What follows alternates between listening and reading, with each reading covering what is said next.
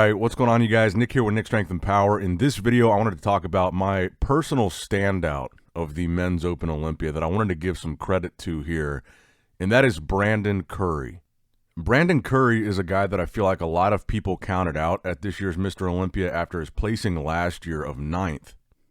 Myself included. A lot of people didn't have him in their predictions, myself included, and I think after seeing all these HD pictures and videos, and even after watching the live stream, Brandon really stood out to me, really impressed me, maybe one of his best looks ever.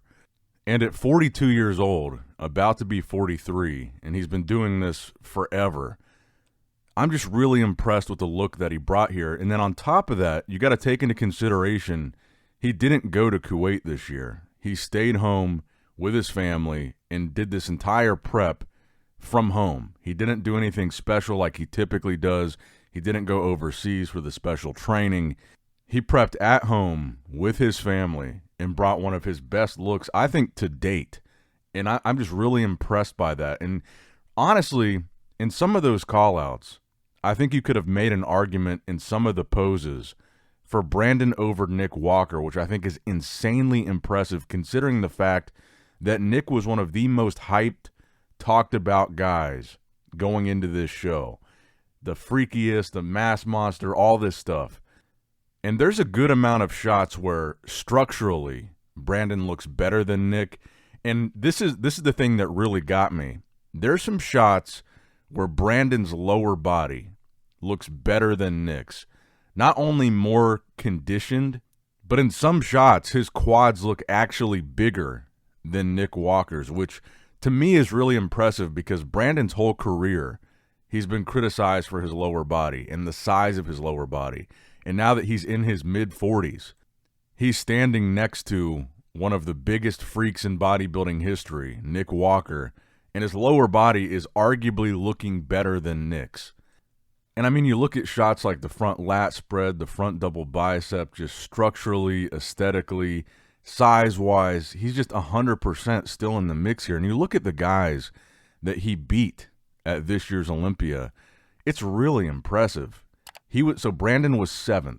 So he beat, essentially at almost 43 years old, every single newcomer to the Olympia this year. All the guys that we were talking about making their Olympia debut, the mass monsters, the Kalasinskis, every new guy Brandon beat here at almost 43 years old, I think really showing what a veteran he is. He beat Tonio Burton, William Bonac, Good Vito, Behruz Tabani, Jordan Hutchinson, Kalasinski, Regan Grimes, Rubiel Mascara, Sas Harati, Chen Longshen, Dorian Haywood, Akeem Williams, and Brett Wilkin. He beat all of them. And what I like about that is that's exactly what Brandon said he was going to do at the press conference. He wasn't cocky. He wasn't arrogant. He was very humble. And he said, I'm going to give these new guys a run for their money, and I'm going to bring a look that is going to make the judges, it's going to force the judges to decide what to do with me. And that's exactly what they did here. He moved up from last year. He beat every single new guy that we've been talking about. But I think the most impressive thing of all was that he was able to stand next to Nick Walker. They were one placing apart. And I genuinely feel like there were several poses where you could have made the argument for Brandon over Nick. So I just want to give Brandon his due credit here because, honestly, I counted him out. I think a lot of people counted him out, and he proved yet again he's still here. He's still 100% in it. He's standing with the best guys in the world, the most hyped, the most talked about guys, especially Nick Walker. And I want to talk about Nick Walker here too because Nick was probably the most hyped, talked about guy going into the Olympia, and probably the most surprising / disappointing placing of the show, 6th place. And right now, everybody is picking Nick Walker apart. They're posting all these pictures of his midsection. They're saying he's done. He's never going to be in the top 3 again. I've even seen people saying he's never going to be back to the Olympia again. And I feel like, look, yeah, Nick was off. He was disappointing. His lower body was really flat. It seemed kind of downsized. His condition was off. It definitely wasn't the same version of Nick that we saw at the Pittsburgh Pro. But I feel like this is a good example of that you're only as good as your last show mentality. After Pittsburgh and New York, which were less than 6 months ago, almost the majority of the bodybuilding fan base was rooting for Nick over Derek, talking about how good Nick is going to do at the Olympia because we just saw him come back and do really well at 2 really big shows. And here, he has 1 bad showing, and now everybody's like, he's done, he's cooked, he's never going to be back in the top 3, might never be back to the Olympia. And I, for one, don't agree with that. I think it was a bad showing, for sure.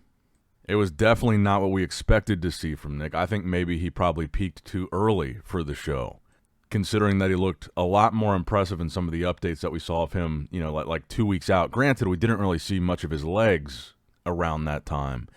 But do I think Nick is done? No. Do I think Nick can never place higher than 6th at the Olympia again? No. Because we know that Nick was off here. We agree on the things that didn't look good, and there are things that could be fixed. There are things that he could come back better. I think the Pittsburgh Pro version of Nick probably would have been top 4 here. And people keep pointing out his midsection. And yes, Nick's midsection did look especially bad here. And I think that was due in part to the fact that his lower body looked so downsized, and it made his midsection look even thicker and blockier in comparison to the legs. But Nick has always had this structural issue. He's always had a thick midsection. It's never been small. It's always been pointed out. Yes, you know, there's some shots where, you know, he's hitting the back double bicep, and there's these like side angles of his stomach sticking out while he's presenting his back to the judges. And I remember this same conversation with Phil Heath, and this is one of the things that I actually agreed with Phil Heath on. When Phil Heath had the midsection issue, and people were pointing out shots like that, the back double bicep shot where you can see his midsection is sticking out, where the judges aren't even looking at the midsection. It's like, yeah, you can find a shot like that where he's hitting a back double and breathing heavily because the judges aren't looking at his midsection and the midsection looks bad, but I don't think that's a fair thing to call out when that's not where his midsection is being judged. One of the things that Nick has been able to do in the shows that he does well is when he's presenting shots that his midsection is visible into the judges, he controls it and holds it in. That's where Nick does well.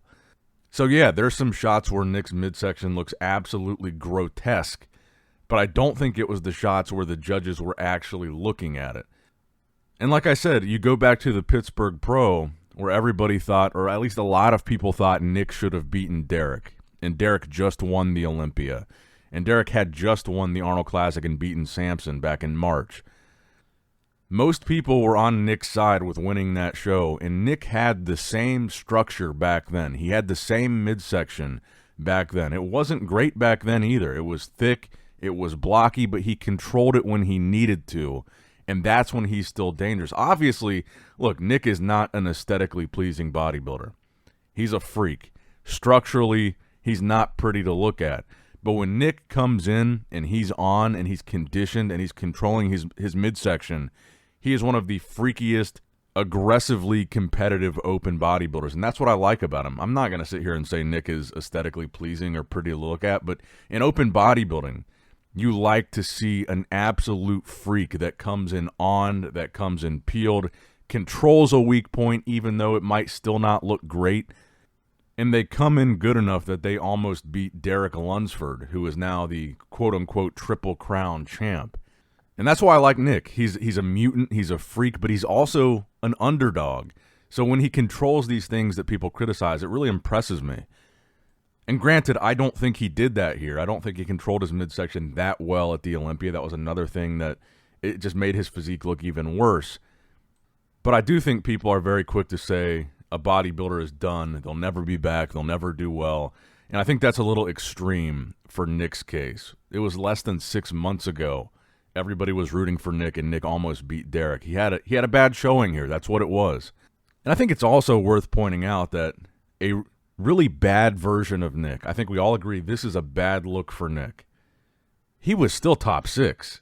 I mean, I think that's kind of getting lost in translation here because it was a disappointing placing. We all agree Nick looked bad here, but he was still top 6 out of one of the most highly competitive Olympia lineups that I think we've seen in a very long time. Nick beat One of the best versions of Brandon that I've seen. He beat Tonio, Bonac, Vito, Beirut, Jordan, Regan, Nexzilla, Sasarati. He was still top 6 and kind of in the mix even against Martin. So let me know what you guys think in the comments down below. I just think that bodybuilding fans sometimes are really quick to just say, you're done, you're cooked, you had one bad showing, it's over. And with Nick, I don't necessarily believe that's the case. It was a disappointing showing. He talked a big game. He was very cocky at the press conference. He was very cocky going into this and didn't deliver. So I get it. People are upset, disappointed. I am too.